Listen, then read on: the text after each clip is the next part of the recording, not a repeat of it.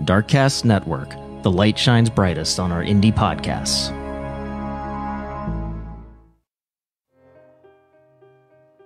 Hey everyone, it's Kona. I am alone today, and I'm not here with a new episode of our show, but I am here to bring you something really special. As you probably know, we're part of the DarkCast Network, which is a mix of indie, true crime, and paranormal podcasts.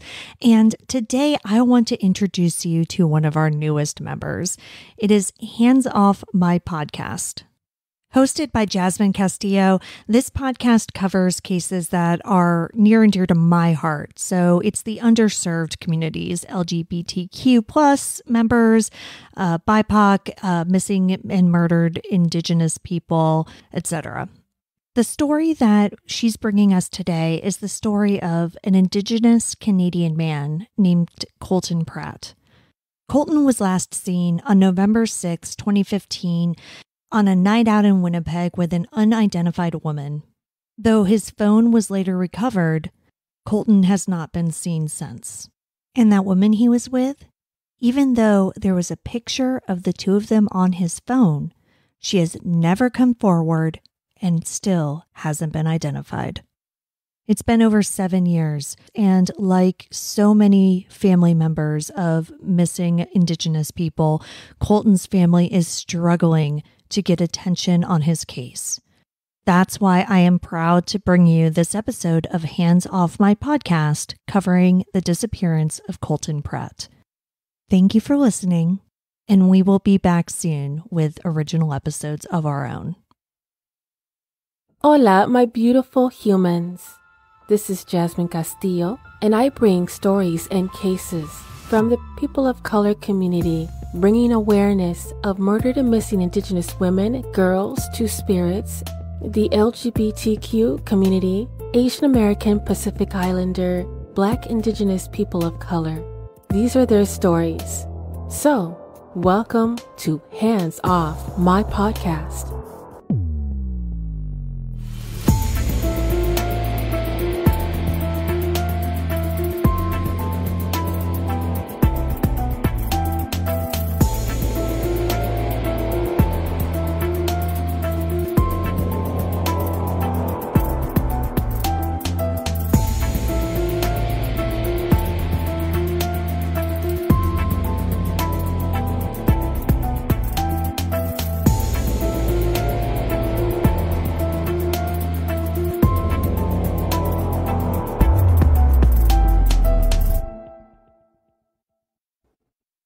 So even though today is the last day of Pride Month, don't think that I'm going to stop right there. Like I mentioned to my listeners, I will continue on bringing awareness to the LGBTQ two spirits and all my brothers, sisters, and non-binaries in the people of color community. So let's get into it. Here's a little bit of history in regards to two-spirit. In the 1970s, queer Indigenous people began organizing around the Indigenous identities and cultures. This is a way that they reclaimed their traditions, and this was their response to erasure and racism that was against the queer community. In 1987, the queer Indigenous people were part of the Second National March, the March to Washington for the lesbian and gay rights. This was also around a time that AIDS pandemic was growing, and the criminalization of sex between two consenting men in the USA. It became more aware that the queer people of color, they found themselves on the margins of this movement and how it was devastating the Indigenous community. In the summer of '88, this was considered the first formal gathering, and it was called the Basket and the Bow. This was a time that the two-spirited people across the Turtle Island came together from USA to Canada to the Minneapolis, Minnesota American Indian Center. And since then, all people across the Turtle Island come together every alternate year. The term Two-Spirit did not become official until 1990. A North America Native Gay and Lesbian Gathering was held in Manitoba, was actually introduced by Fisher River Cree Nation Elda Myra Laramie. This doctor, through a vision of hers, prior to the gathering, shared her vision the ability to be neutral through the lens of having both a feminine spirit and masculine spirit within one's body. And what Dr. Laramie said, quote, "It is sacred, and it is more than just words. It is spirit, heart, language. When two-spirit is used, it invokes our sacredness and reminds us that we have always been here and we will always be here. As a result, with two-spirit comes a great responsibility to those who use it, as we walk and work in sacred way with and for our people," end quote, two-spirited, which described a wide variety of nation-specific genders and sexualities. So in part, in effort to reclaim tradition, Indigenous people sought to find a word or phrase that originated from the Indigenous community, and this was to replace the colonial term, which I will not say. It was frequently used by anthropologists and non-Indigenous persons throughout the 19th and 20th centuries. And of course, this term was considered, and still is, a derogatory, and it is quite offensive to the Indigenous people. Although this term varies between Indigenous languages, but this describes the third and fourth genders, as well as homosexual people. It can also be used as a wide range for nation-specific genders and sexualities. The use of this term by people who are not Indigenous is considered cultural appropriation. Even though this story is about the celebration of two-spirited people of the Indigenous community, I would like to direct you to the Queer Events Education. This website provides individuals, companies, and organizations with the insight, tools, and understanding to create environments that are two-spirit, lesbian, gay, bisexual, trans, and queer plus inclusive. They provide consulting, training, and custom education services for organizations as well as individual. Another special conversation that I like to hold with my listeners is that not only am I talking about two-spirited persons of the Indigenous community, I would also honor MMIMB, which stands for Missing and Murdered Indigenous Men and Boys, based on a website that holds statistics of Canada.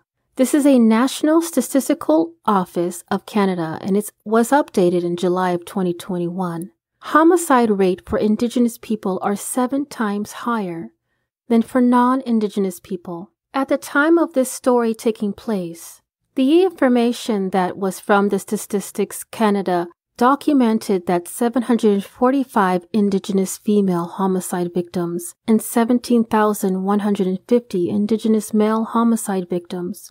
That's 14 and 17% of all male and female homicide victims in Canada. What brings it to more reality that in Canada between 1982 and 2011, 15,000 total murders took place, and out of those, 2,500 of them were murdered Indigenous people. And let me ask you if you know the percentage were considered men out of the 2,500. I'll give you a moment. Give up. 71% of that 2,500 were men. Almost 2/3 of Indigenous homicide victims were identified by police as First Nations, 62%, while 4% were identified as Métis and 9% as Inuit. The Indigenous group was not identified for 24% of all Indigenous homicide victims. So what can you do to honor and celebrate missing and murdered Indigenous men and boys? Well, we can honor missing and murdered Indigenous men and boys on Father's Day, or also reflecting and honoring on November 19th, which is actually the International Men Day. And of course, knowing that the month of November is filled with remembrance of missing and murdered Indigenous people, and celebrating, educating, and supporting the Native American Heritage Month.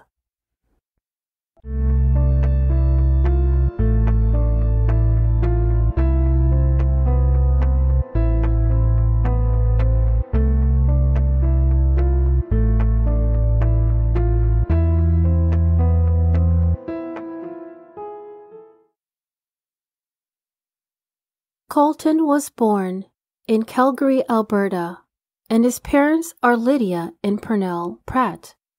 This is Colten Pratt's story. Lydia is from the Long Plain First Nation, and his late father, Pernell, was from Sioux Valley Dakota Nation, Manitoba. He grew up in Winnipeg, Brandon, and Long Plain First Nation.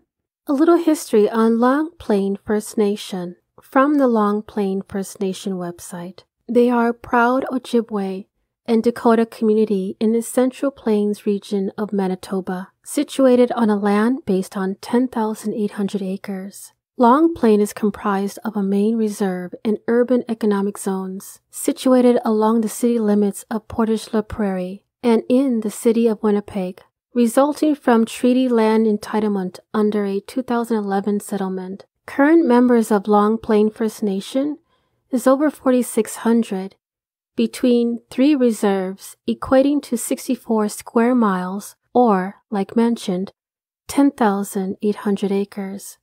His family was filled with many aunties, uncles, cousins from all sides of the family, as well as an extended family from the Sioux Valley, Brandon, Swan Lake, Turtle Mountain, and Winnipeg. Colten had 3 sisters and 1 brother. One of the things that I really enjoyed reading on is the beautiful family that he has, the bond that he has between him and his sister, Jocelyn. He was very fond and kind and considerate to her and children with special needs. His family gave him the name Skyman from the Bear Clan. Colten is Ojibwe in Dakota and comes from a praying spiritual Anishinaabe tradition and Christian family. Just reading about his personality just makes me glow. From what his family says, he was funny. He loves a good joke. He always wanting to have fun and is famous for his laugh. Colten loves music and he loves to sing karaoke, which is one of the things that I enjoyed myself, and actually won a few singing contests, having a wonderful voice just like his dad. Colten was outgoing, cheerful, intelligent, friendly, just a wonderful person to be around. Colten was a person who loved film study and had volunteered at various events. He always surrounded himself with native music giants in the industry. I would definitely love to meet him someday, but at this point that I am recording, he is currently missing. Colten is considered two-spirit, and he had let his family know for a few years and accepted and loved him unconditionally, and while growing up was happy and content child, but one that has always dealt with bullying and cruelness because of his sexuality. There was times that he had to deal with constant negative experiences in high school at the Portage-la-Prairie by his peers because he was two-spirited. And like I mentioned before, it is extremely hard to find any information on missing and murdered Indigenous people, specifically two-spirited persons. Eventually, I did find a timeline, and unfortunately, it's very short, but please bear with me because it is imperative that we know as much information as possible to bring him home. So on November 6, 2014, around 9:30 p.m., Colten was at a hotel called the Marlborough Hotel, downtown Winnipeg, one night. He was to believe, from what I have read in articles, that he was at the bar at the Marlborough Hotel in downtown Winnipeg on the night he disappeared, and may have gone to another hotel with a woman and a photo. And the photo I mean is apparently Colten used his cell phone to send a picture of himself to his mother on the night he disappeared. And in that photo was a woman, still currently unknown. And this cell phone was later found downtown. No Colten. The family was trying to identify the woman that also appeared in this photo that might have clues to his whereabouts. Colten's cousin has posted this photo on Facebook, sharing it nearly 1,000 times, and no one has come up or responded on who this woman is. While at the bar inside the hotel, he was seen talking to this unknown woman, and at this point hasn't been questioned. I will place this picture in the show notes. After this encounter with the woman, he was alone and heading towards Ellis Avenue. Police previously released photos that were taken from a surveillance video at a liquor store near that location. On Friday, November 7, 2014, around 12:20 to 12:40 a.m., Colten was possibly sitting at a bus station on Main Street in the north end of Winnipeg around that time. A security camera footage from that bus station does show a man that looks similar to Colten as two other individuals approached him and who have not been identified. This actual footage hasn't been released, and this bus station was about 37 minutes on foot from that hotel. This is the last footage of Colten, and he just disappeared.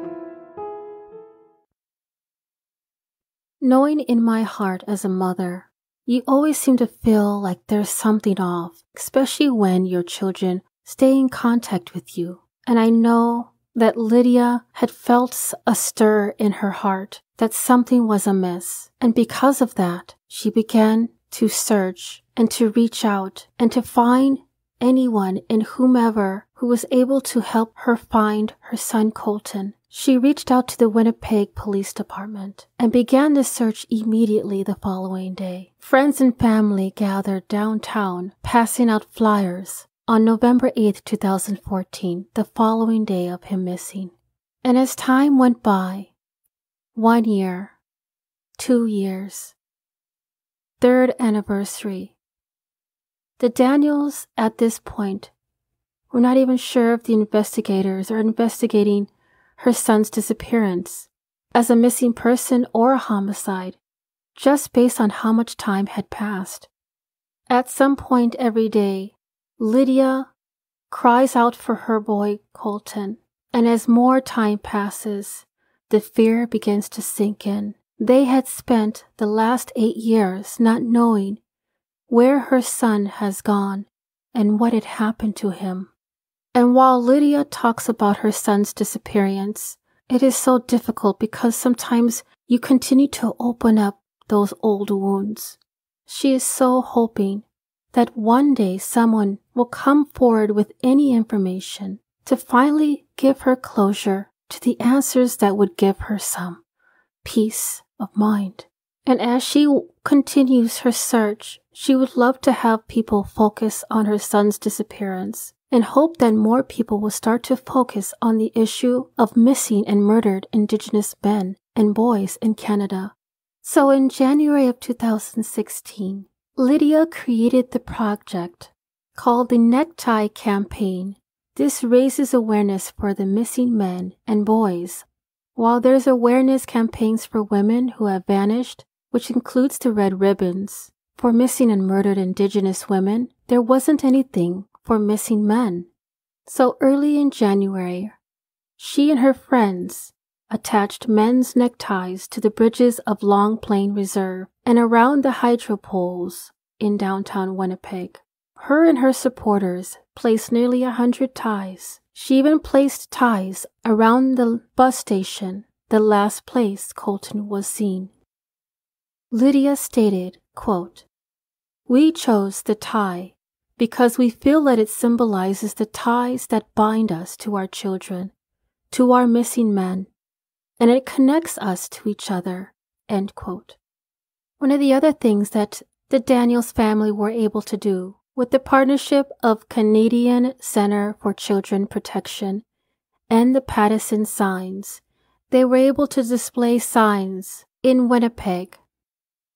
On April of this year, Colten's Facebook page was updated with Jacqueline and Lydia. They provided an update that recently had a meeting face-to-face in regards to Colten's filing with the Winnipeg Police Service, believing that they were going to receive an update of suspects or any other additional information in regards to his disappearance. And unfortunately, the police service is in the process of suspending the case because they do not have any current evidence or proof, and they have exhausted all in the investigation of Colten's disappearance. They believe that if there is any information out there, that somebody knows something on what happened to Colten. In a video, Jacqueline, Colten's aunt, had mentioned that there are moments of suspended grief. Suspended grief is not being able to put an end to grief. It's hard to function through the day. It's hard to live life. And they have dealt with other losses in their family. This one especially is hitting them hard. And to have the constant lingering of suspended grief because of the disappearance of Colten. Let this family have their peace. They are asking you to come forward with the truth, and they pray for you to come forward. Only that person and the Creator knows what has happened to Colten. They want to give him a proper burial, a goodbye ceremony. Please let the family have that. Even if you have to reach out to me, anonymous, I know it's weighing on your heart heavily. Whoever knows something, let the family have peace. Do not carry this burden. Please tell the family where they can find Colten so he can be buried in the tradition. Jocelyn is one of Colten's sisters. Jocelyn loves music, loves taking pictures, and enjoys making videos. She took it upon herself to create a video in dedicating to Colten, pleading for him to come home. She created this video for her brother, telling him that she misses him so much. She loves him, and she actually created a song that she sang throughout the video, while there was moments of her crying, saying that her brother is gone and that she misses him very much, and to have him come home. Jocelyn has Down syndrome, and she and Colten are about a year apart, and due to her challenge, Colten and her basically grew up as twins. They were very close and shared a lot of fun, mischief, and laughter. The Daniels family had this to say, quote, "We always have hope that he's going to walk in the door, but holding that hope is what makes this never go away for us." End quote.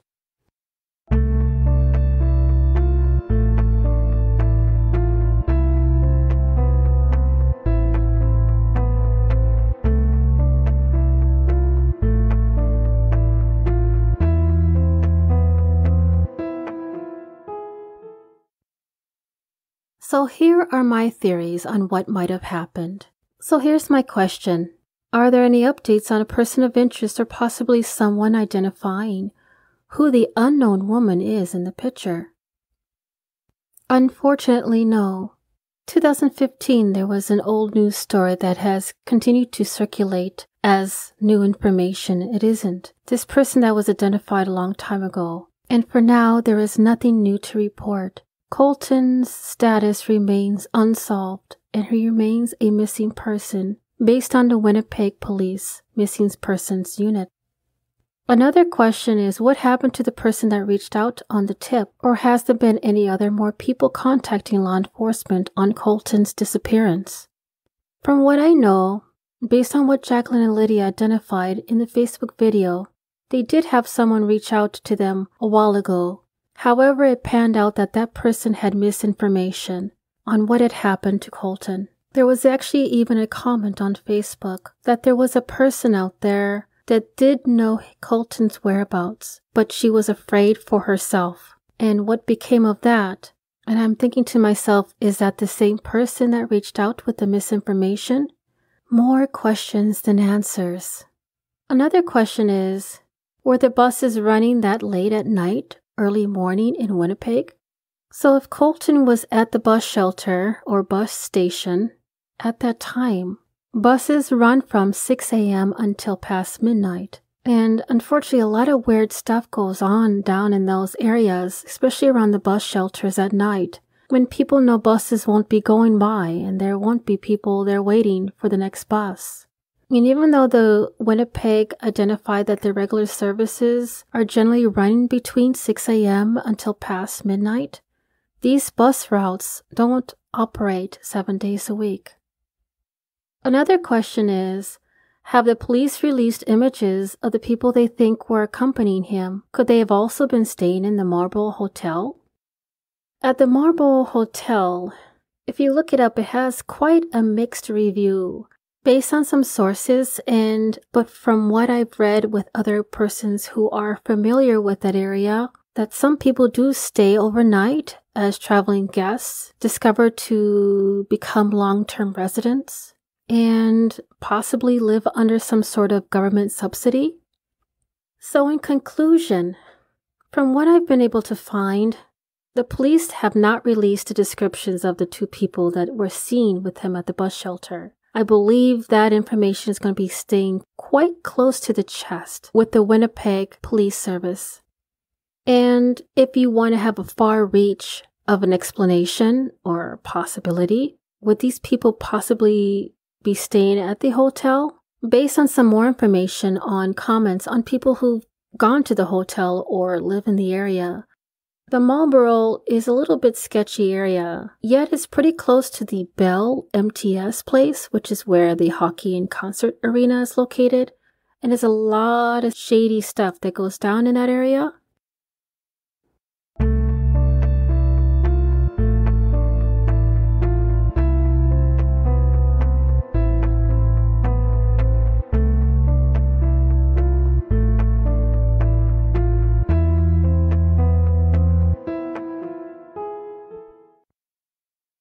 Here is a description of Colten Pratt. At the time of his disappearance, he was 26 years old, born August 13, 1988. Went missing November 6, 2014, from Winnipeg, Manitoba, Canada. He is 5'10", of First Nations descent, Ojibwe, originally from Long Plain First Nation. He weighs approximately 160 pounds, has short brown hair and brown eyes. Last seen wearing a brown plaid jacket, gray t-shirt, blue jeans, and a gray toque, which is a hat. Behind each ear, he has a star tattoo. Almost 8 years of anguish for Colten's family. His mother, his aunt, his brother, and sisters. All they want is closure. All they want is to give Colten the proper goodbye ceremony to whoever you are to come forward, no matter the smallest detail of information. Colten's family is very concerned for his safety.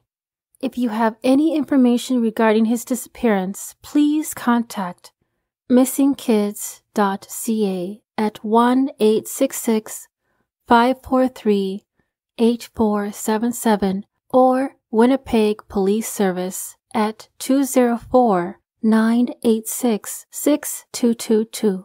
I will have all this information in the show notes.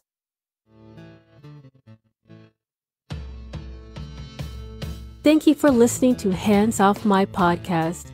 If you are enjoying the podcast and you'd like to support the mission, I do have a Patreon membership that will help the cause and bring more detail on cases and stories from the people of color community. If you yourself has a lost loved one or a story suggestion, please don't hesitate to contact me at email, handsoffmypodcast@gmail.com. And if you are only able to support in another way, please give this podcast a 5-star rating on Apple or Spotify and continue to listen to upcoming episodes every Thursday, wherever you listen to your podcast. Dios te bendiga.